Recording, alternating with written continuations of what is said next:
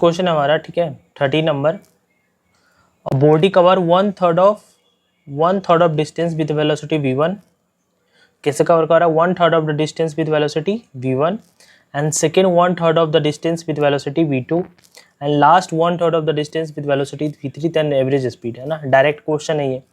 बोल रहा है कि अगर ये टोटल अगर डिस्टेंस s है ना, तो अगर इसको 3 पार्ट में बांटोगे तो ये s/3, दूसरा s/3 और तीसरा s/3।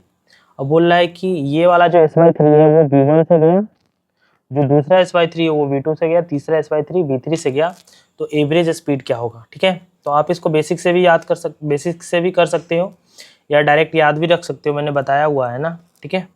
अगर 3 पार्ट में जर्नी हुआ तो हमें क्या निकालना है? एवरेज स्पीड अगर निकालना है तो एवरेज स्पीड तो सिंपल क्या होगा? Total distance upon total time. तो डिस्टेंस तो टोटल एस है ना, टाइम निकालना है, तो टाइम बराबर क्या हो जाएगा?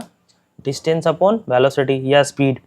तो पहला s/3 का टाइम कितना होगा? s/3 v1। ये कहाँ से आया? तो ये आया t1 हो गया, है ना। दूसरा जो पार्ट है ना, जैसे देखो ये 3 पार्ट में था ना, तो ये s/3 हो गया, ये s/3 हो गया और ये s/3। तो यहाँ से यहाँ तक जाने में इसको टाइम कितना लगेगा? तो टाइम बराबर क्या होता है? Speed upon velocity. तो s/3 v1, यहाँ का टाइम t2 कितना लगेगा? तो s/3, यहाँ का स्पीड क्या है? v2, और यहाँ का स्पीड कितना हो जाएगा? s/3 v3, है ना। तो हमें क्या निकालना है? Average speed. तो total distance upon total time, तो पहले का टाइम दूसरे का टाइम हो जाएगा s/3 इंटू v2 और तीसरे का हो जाएगा s/3 इंटू v3, है ना।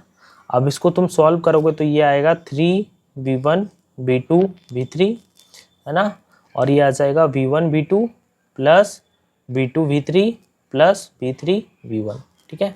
एक बार खुद से करके देख लेना, बाकी मैंने ये लेक्चर में बताया हुआ है, ठीक है। तो ये सिंपल फॉर्मूला था, ये होगा हमारा 13 नंबर, ठीक है।